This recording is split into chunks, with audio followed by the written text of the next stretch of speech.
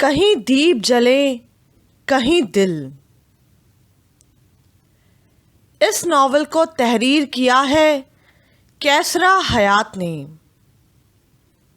رات گہری ہو رہی تھی۔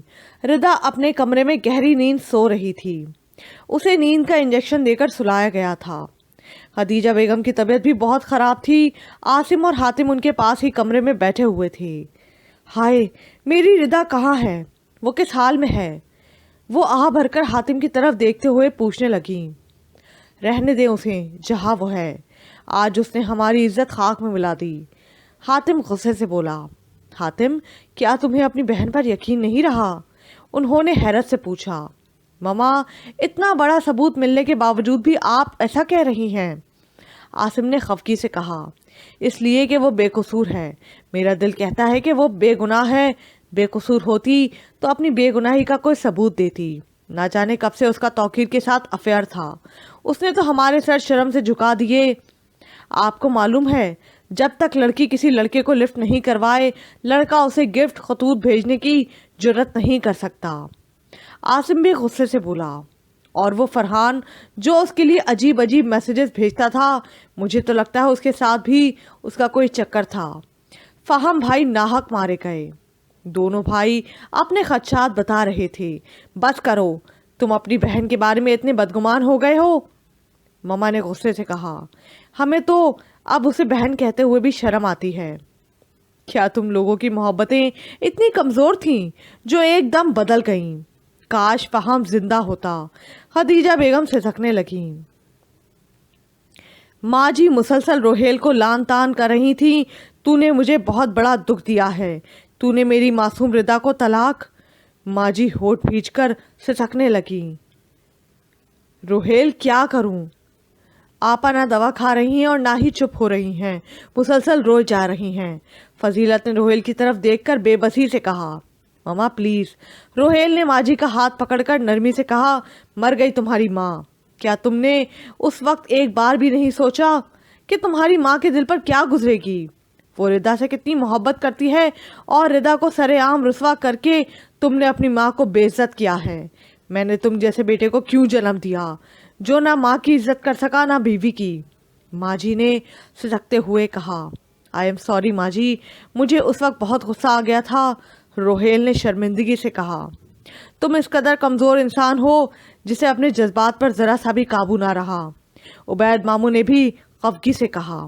ہاں ہاں، میں ہی برا ہوں۔ روہیل ایک دم غصے سے چلانے لگا۔ 2 دن سے ردا نے کچھ بھی نہیں کھایا پیا تھا، بس بیڈ پر لیٹی چھت کو گھورتی رہتی اور اس کی کھلی آنکھوں سے آنسو گر گر کر تکیے میں جذب ہوتے رہتے۔ زرینہ ناشتے کی ٹرے رکھے اس سے التجا کرتی کہ وہ تھوڑا سا کچھ کھا لے، مگر وہ ٹس سے مس نہ ہوتی، یوں جیسے اس کی کوئی بات سنی ہی نہ ہو۔ وہ اسے کہہ کہہ کر کمرے سے چلی جاتی۔ زرینہ نے خدیجہ بیگم کو اس کے بارے میں بتایا تو وہ خود اس کے کمرے میں آئیں۔ اٹھو بیٹا، کچھ کھا لو، مجھے تم سے بہت سی باتیں کرنی ہیں۔ خدیجہ بیگم نے محبت سے اس کے سر پر پیار دیتے ہوئے کہا۔ ردا نے ماں کی طرف دیکھا تو ایک دم اٹھ بیٹھی اور والہانہ انداز میں ان کا ہاتھ پکڑ کر رونے لگی۔ ماما، میں بے گناہ ہوں، میں نے توقیر سے کبھی محبت نہیں کی، پلیز آپ میرا یقین کریں۔ ردا نے سسکی بھر کر کہا۔ بات میرے یقین کی نہیں، خاندان بھر میں تمہاری رسوائی ہوئی ہے، لوگ کیا کیا باتیں بنا رہے ہیں، خدیجہ بیگم نے آہ بھر کر کہا۔ ماما، لوگوں کو میں اور میرا کردار دکھائی نہیں دیتا۔ مجھے نہیں معلوم توقیر نے کب وہ خط کتاب میں رکھا تھا اور روہیل کے ہاتھ کیسے لگ گیا۔ میں نے تو اس پرچے کو کبھی دیکھا ہی نہیں تھا، ردا نے روتے ہوئے وضاحت پیش کی۔ تبھی خدیجہ بیگم کو یاد آیا کہ وہ فون کرنے کمرے سے نکل رہی تھی اور روہیل شیلف کی طرف بڑھا تھا۔ کس کس کو سمجھاؤں، تم نے سب کے سامنے توقیر کی محبت کا اقرار کر کے اپنے بھائیوں کو بھی اپنے خلاف کر لیا ہے۔ خدیجہ بیگم نے افسردگی سے کہا۔ مگر ماما، وہی حقیقت تھی، وہ فون پر کہتا تھا مگر میں نے کبھی اس کی حوصلہ افزائی نہیں کی، ردا نے معصومیت سے جواب دیا۔ آج کل تو دنیا سچ کو دیکھ کر سچ نہیں مانتی، تمہارے اتنے کڑوے سچ کو کیسے برداشت کرے گی؟ اور عورت کے کردار پر ذرا سا شک بھی گزر جائے تو ساری دنیا اس کے بارے میں مشکوک ہو جاتی ہے۔ خدیجہ بیگم نے عمر بھر کا تجربہ بیان کیا۔ ماما، मैं ऐसा क्या करूं कि सब मुझ पर यकीन करने लगें। रिदा ने नम आंखों से माँ की तरफ देखकर बेबसी से पूछा। खुदा से दुआ करो कि वो सबके दिलों को तुम्हारी तरफ फेर दे। दिलों में मोहब्बत और नफरत तो वही पैदा कर सकता है। खदीजा बेगम ने सिसकी भरकर उसकी तरफ देखते हुए कहा तो वो माँ के गले लगकर फूट फूट कर रोने लगी। खुदा तुम पर रहम करे, उन्होंने मोहब्बत से उसे सहलाते हुए कहा। शमीला ने भी घर में खूब हंगामा बर्पा कर रखा था। वो भी कुछ ना खाती थी ना पीती थी, सारा वक्त अपने कमरे में बंद रहती थी।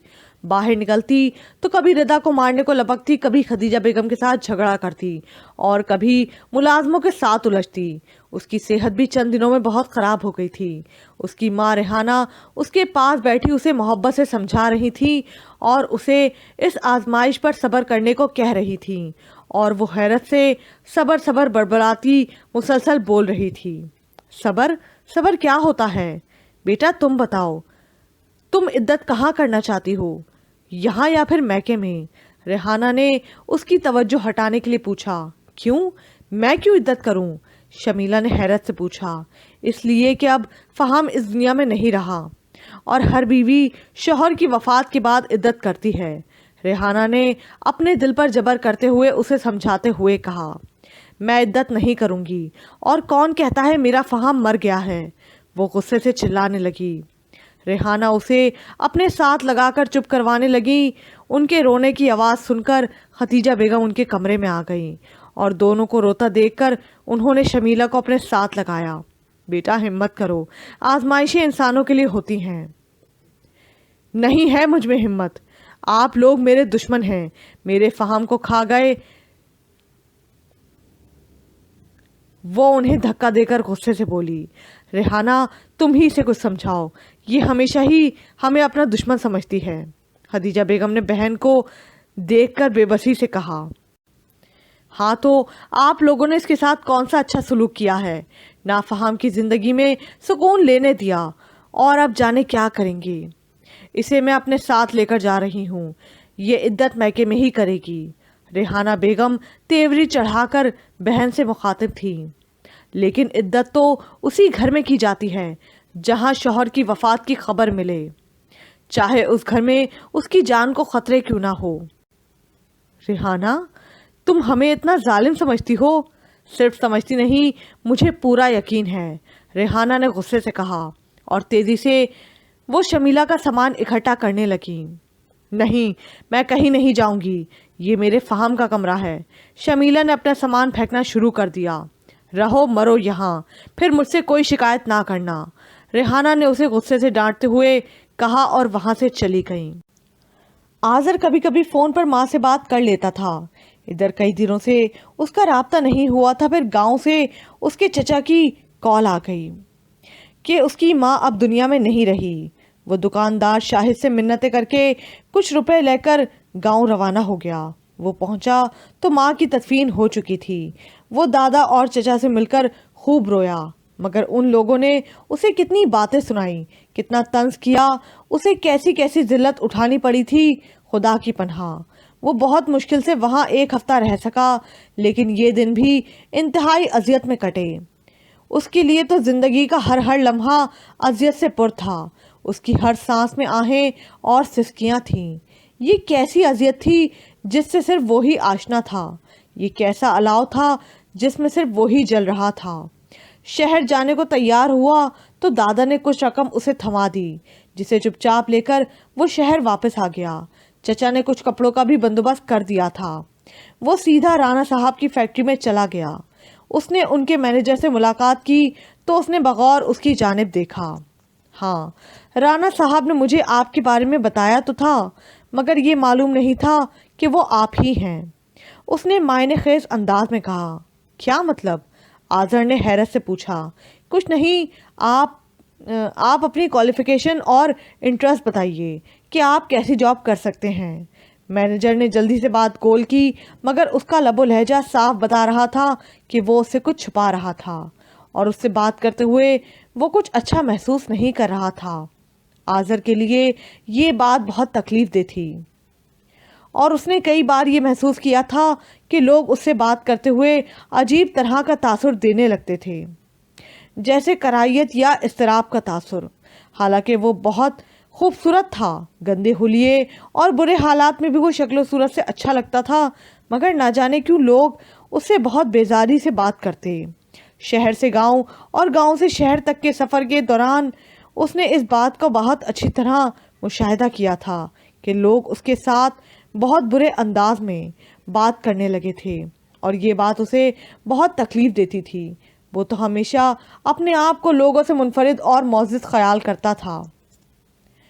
شاہانہ ٹھاٹ باٹ نے اس کا دماغ مزید خراب کر دیا تھا۔ اپنے آپ کو کبھی کسی عام اور معمولی انسان کے برابر نہیں خیال کیا تھا، اور اب اسے یوں محسوس ہوتا تھا کہ اس کی عزت ایک عام اور معمولی انسان سے بھی کم ہو۔ اپنی ذلت کی حد تک اور تحقیر پر اس کا دل بہت کرتا تھا۔ یہ باتیں شاید دوسروں کے لیے بہت معمولی ہوں، مگر اس کے لیے بہت تکلیف دہ تھیں۔ آپ بتائیے، آپ کیسی جاب کر سکتے ہیں؟ مینیجر نے اسے سوچوں میں گم دیکھ کر پوچھا۔ جیسی بھی ہو، آذر بامشکل بولا۔ ٹھیک ہے، آپ باہر بیٹھیں، میں ابھی آپ کو کال کرتا ہوں، مینیجر نے قدرے روکھے لہجے میں کہا تو آذر خاموشی سے اٹھ کر باہر چلا گیا اور پھر ایک بینچ پر بیٹھ کر انتظار کرنے لگا۔ جب ہی رانا صاحب ایک خوبصورت نوجوان لڑکی کے ہمراہ اس کے پاس سے گزرے۔ آذر سر جھکائے بیٹھا تھا، اس نے ان کی طرف ایک بار بھی نہیں دیکھا، وہ تو اپنی ہی سوچوں میں گم تھا۔ رانا صاحب چند قدم آگے چلے اور پھر اس کے پاس واپس آئے۔ لڑکی انہیں کوئی بات سنا رہی تھی۔ رانا صاحب کے رکتے ہی وہ لڑکی خاموش ہو گئی۔ آپ یہاں کیوں بیٹھے ہیں؟ انہوں نے حیرت سے پوچھا۔ میں وہ آذر ایک دم کھڑا ہوا اور رانا صاحب کی طرف دیکھ کر گھبرا گیا۔ لڑکی نے بھی بغور اس کی جانب دیکھا اور پھر وہ ایک دم حیرت سے چلائی۔ وہ کومل رانا تھی۔ آذر تم؟ کومل رانا انتہائی حیرت سے چلاتے ہوئے بولی اور اس کے چہرے پر انتہائی خوشی و حیرت کے تاثرات نمایاں ہونے لگے۔ کومل تم؟ آذر نے بھی حیرت سے پوچھا۔ تم اور یہاں؟ آئی ڈونٹ بلیو اٹ، کومل نے بے یقینی سے کہا۔ کیا تم دونوں ایک دوسرے کو جانتے ہو؟ رانا صاحب نے حیرت سے پوچھا۔ ہاں نانا ابا، ہم دونوں کلاس فیلوز رہ چکے ہیں۔ جب ڈیڈی کی پوسٹنگ یہاں ہوئی تھی اور جس کالج میں نے ایڈمیشن لیا تھا، آذر اسی کالج میں تھا۔ ہم سب بہت اچھے فرینڈز تھے۔ باقی سب لوگ کہاں ہیں؟ ہمنا، یمنا، جواد؟ کومل نے مسکرا کر پوچھا تو آذر گھبرا کر اس کی طرف دیکھنے لگا۔ اس کا مطلب ہے اسے کچھ نہیں معلوم تھا۔ بھائی تم لوگ یہیں کھڑے کھڑے باتیں کرو گے؟ چلو میرے آفس میں، رانا صاحب نے مسکرا کر کہا۔ ہاں ہاں چلو، آج خوب ڈھیر ساری باتیں کرتے ہیں۔ I am so excited to see you here. Oh God, Azar مجھے تو یقین نہیں آ رہا کہ میں تم سے ملاقات کروں گی، اور وہ بھی اتنی اچانک۔ وہ مسکرا کر بولی۔ اس نے ایک گہری سانس لی اور خاموشی سے کومل رانا کے ساتھ چلنے لگا۔ رات کافی گہری ہو گئی تھی۔ شمیلہ صوفے پر آنکھیں بند کیے لیٹی تھی۔ وہ ایک دم ہڑبڑا کر اٹھی اور پاگلوں کی طرح ادھر ادھر دیکھتے ہوئے فہم فہم پکارنے لگی۔ فہم اسے مسکراتا ہوا دکھائی دیا تو وہ اس کے پیچھے بھاگتے ہوئے کمرے کے چکر لگانے لگی۔ پھر ایک دم فہم غائب ہو گیا تو وہ اسے ادھر ادھر تلاش کرتے ہوئے پکارنے لگی۔ میرا فہم کہاں گم ہو گیا ہے؟ فہم، میرا فہم۔ وہ صوفے پر بیٹھ کر سسکنے لگی۔ اس کے اندر ایک ابال سا اٹھا اور وہ بھاگتے ہوئے کچن میں داخل ہوئی، کچھ تلاش کرنے لگی۔ اس نے ایک تیز دار چھری پکڑی اور اسے بغور دیکھتے ہوئے وہ کچن سے باہر آئی۔ ردا اپنے کمرے میں نیند کی دوا کھا کر سو رہی تھی۔ شمیلہ چھری پکڑ کر ردا کے کمرے میں داخل ہوئی اور اسے مزے سے سوتا دیکھ کر اس کے قریب آئی۔ اس پر انتہائی غصے کے تاثرات نمایاں ہونے لگے۔ اس کی آنکھیں غصے سے شعلہ برسا رہی تھیں۔ آج میں تمہیں زندہ نہیں چھوڑوں گی۔ تم نے ہی میرے فہم کو مجھ سے چھینا ہے۔ میں تم سے تمہاری زندگی، تمہارا سب کچھ چھین لوں گی۔ بڑبڑاتے ہوئے آگے بڑھی ہی تھی کہ اسی لمحے کسی نے کسی کے ہاتھ کو پیچھے سے مضبوطی سے پکڑا۔ شمیلہ نے پیچھے مڑ کر دیکھا تو زرینہ تھی، جو ابھی ابھی واش روم سے نکلی تھی۔ ردا بی جلدی اٹھیں۔ وہ زور سے چلائی تو ردا ہڑبڑا کر اٹھ بیٹھی اور شمیلہ کے ہاتھ میں چھری دیکھ کر وہ گھبرا کر کانپنے لگی۔ मुझे छोड़ दो, मैं इसे जिंदा नहीं छोड़ूंगी। इसने मुझसे मेरा फहाम छीना है। शमीला अपने आप को छुड़ाने की कोशिश करते हुए कह रही थी। हातिम भाई, बेगम साहिबा जल्दी अंदर आएं। जरीना चीख चीख कर सबको आवाज़ें देने लगी। वो बिल्कुल होश में नहीं थी। वो पूरी ताकत से शमीला का हाथ पकड़े कमरे से बाहर ले जाने की कोशिश कर रही थी। ये सब क्या हो रहा है? खदीजा बेगम ने अंदर आकर घबरा कर पूछा। ये रिदा बाजी की गर्दन पर छुरी चला रही थीं। उसने शमीला के मुड़े हुए हाथ से छुरी छीनकर खदीजा बेगम को देते हुए कहा। क्या? छुरी पकड़कर उनकी आंखें हैरत और खौफ से फैल गईं। शमीला इंतहाई जुनूनी और पागल हो रही थी। वो बार बार रिदा पर झपटने की कोशिश करती। रिदा खौफजदा खड़ी बुरी तरह कांप रही थी। शमीला के सर पर खून सवार था। तुम सब मेरे फहम के कातिल हो, मैं किसी को जिंदा नहीं छोड़ूंगी। शमीला उन दोनों माँ बेटी की तरफ देखकर चिल्लाई। जरीना ने उसके बाजुओं को पीछे से जकड़ रखा था और वो अपने आप को छुड़ाने की भरपूर कोशिश कर रही थी। क्या मैं अपने बेटे और रिदा अपने भाई को कत्ल करेगी? कुछ तो खुदा का खौफ करो, खदीजा बेगम ने गुस्से से डांटते हुए कहा। हाँ, तुम सब उसके कातिल हो। शमीला ने जरीना के हाथों की गिरफ्त ढीली जानकर अपने आप को झटके से छुड़ाया और खदीजा बेगम के गिरबान की तरफ अपने दोनों हाथ बढ़ाए। उन्होंने उसे जोरदार थप्पड़ लगाया तो वो बुलंद आवाज से रोने चिल्लाने लगी। आपने मुझे मारा, फहम के बाद अब मुझे मारने भी लगी हैं। वो गला फाड़कर गुस्से से बोली तो उसकी आवाज़ सुनकर हातिम लाउंज से भागता हुआ अंदर आया और उन सब की तरफ हैरत से देखने लगा। ये सब क्या हो रहा है? उसने हैरत से पूछा।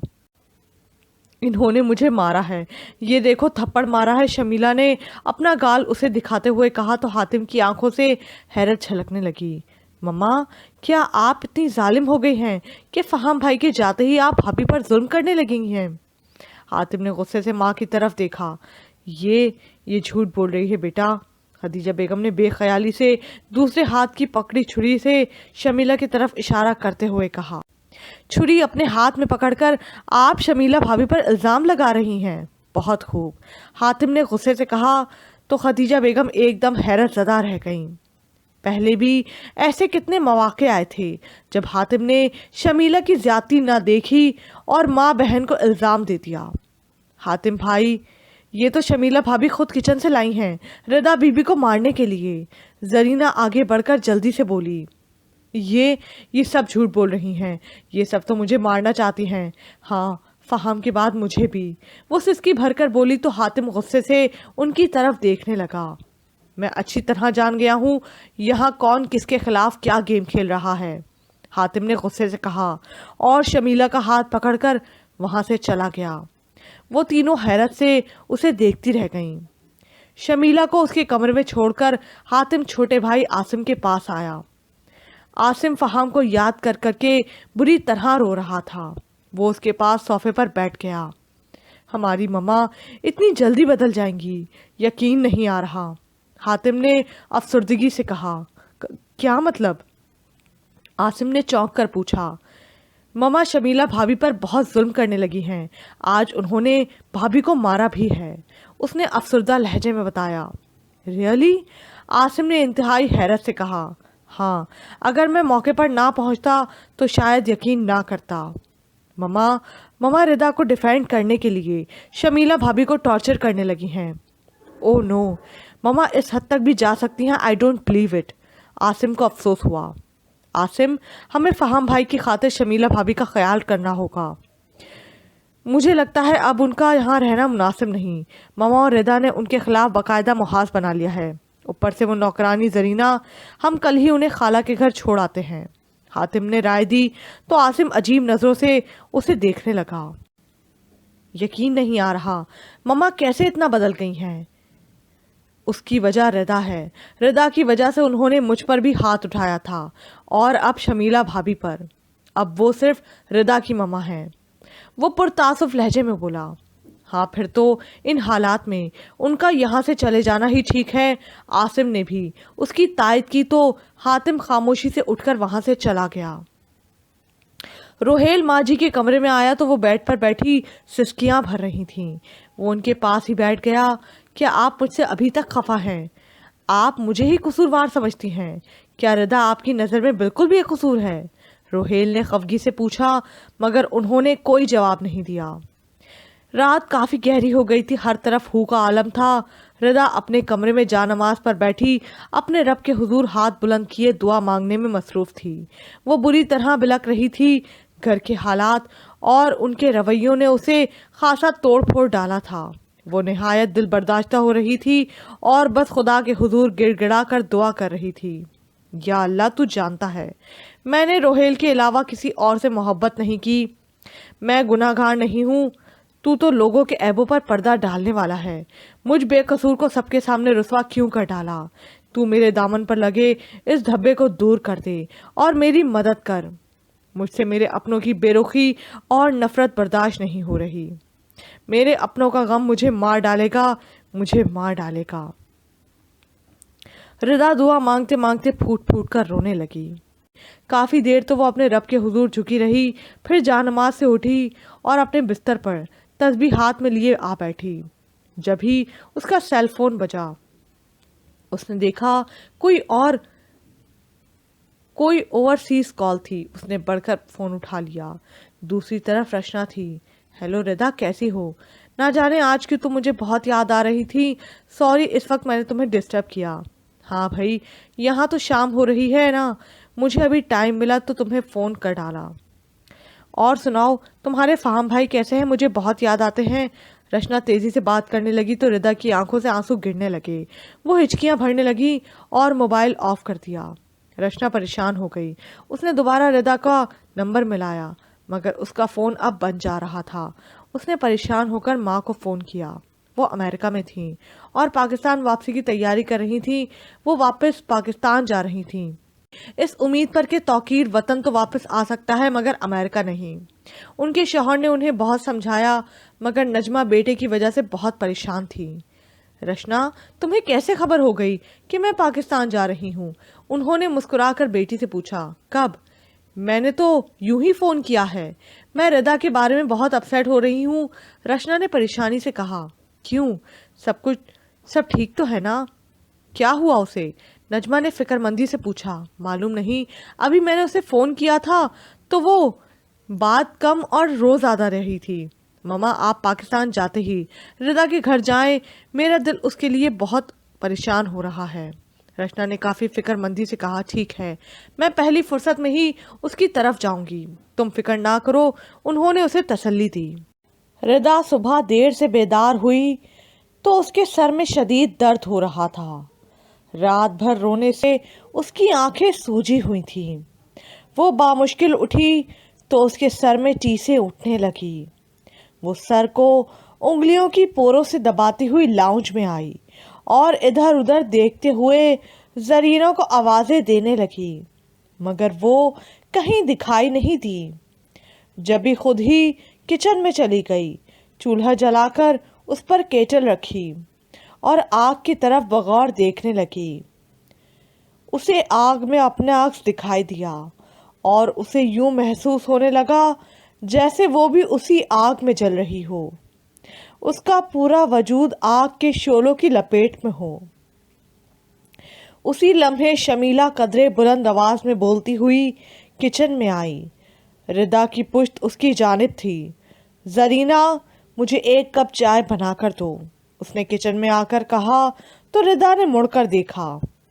میں چائے بنا رہی ہوں بھابھی، آپ کے لیے بھی بنا دیتی ہوں۔ خبردار جو تم نے مجھ سے کوئی بات کی، میری زندگی کو برباد کر کے اب بھی تمہیں چین نہیں آ رہا، منحوس کہیں کی۔ شمیلہ ایک دم غصے سے بولی تو ردا پھٹی پھٹی آنکھوں سے اس کی طرف دیکھے گئی۔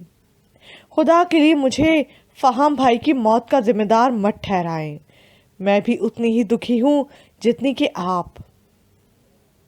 اس نے روتے ہوئے کہا، تمہارا تو ایک بھائی مرا ہے مگر دو تو تمہارے پاس ہیں، میرا تو سب کچھ فہم تھا۔ وہ غصے اور غم کی ملی جلی کیفیت میں بولی، میری محبت، میری چاہت اور میرا ہمسفر، دنیا کا کوئی دوسرا انسان فہم کی طرح نہیں ہو سکتا۔ اب بتاؤ کس کا زیادہ نقصان ہوا ہے، میرا یا تمہارا؟ شمیلہ اس دم بہت بے چارگی کے عالم میں پوچھ رہی تھی۔ خدا کے لیے مجھے معاف کر دیں، میں بے گناہ ہوں، ردا نے شمیلہ کے آگے ہاتھ جوڑتے ہوئے کہا۔ میں تمہیں ہرگز معاف نہیں کروں گی، تم میرے سامنے آتی ہو تو میرے تن بدن میں آگ لگ جاتی ہے۔ اس نے غصے سے ردا کے ہاتھ جھٹکتے ہوئے کہا تو اسی لمحے خدیجہ بیگم کچن میں آ گئیں۔ یہ کیا ہو رہا ہے؟ وہ کافی پریشانی سے پوچھنے لگیں۔ ڈرامہ جو آپ دونوں کرنے میں ماہر ہیں، شمیلہ نے نہایت غصے سے نتنے پھلا کر کہا۔ بکواس بند کرو اور جاؤ یہاں سے۔ خدیجہ بیگم سر تاپا کانپ رہی تھیں۔ حاتم باہر آؤ، خدا کے لیے کوئی تو مجھے بتاؤ، خدا کے لیے کوئی تو مجھے بچاؤ، شمیلہ نے کچن میں ہی کھڑے ہو کر بڑی بلند آواز میں کہا تو وہ دونوں پریشان ہو کر اسے دیکھنے آ گئے۔ کیوں جھوٹ بول رہی ہو؟ کچھ تو خدا کا خوف کرو، خدیجہ بیگم نے شمیلہ کا ہاتھ پکڑ کر کہا تو اسی لمحے حاتم اور عاصم اپنے کمرے سے نکل آئے۔ شمیلہ اور بلند آواز سے رونے لگی۔ حاتم اب تم اپنی آنکھوں سے دیکھ لو، خالہ جان مجھے کس طرح ٹارچر کر رہی ہیں، یہ دونوں مجھے چائے کا ایک نب نہیں لینے دے رہی۔ اب اس گھر پر میرا اتنا بھی حق نہیں رہا، شمیلہ نے نہایت چالاکی سے ان دونوں کی طرف دیکھ کر حاتم سے کہا۔ مما آپ اتنی ظالم اور بے رحم ہو سکتی ہیں، یقین نہیں آ رہا۔ وہ ماں کی طرف دیکھ کر بولا، یہ جھوٹ بول رہی ہے بیٹا۔ ماں کی بات پر وہ غصے سے آگے بڑھا۔ میرا خیال ہے اب شمیلہ بھابی کا یہاں رہنا مناسب نہیں۔ عاصم چلو ہم دونوں انہیں ابھی خالہ جان کی طرف چھوڑ کر آتے ہیں۔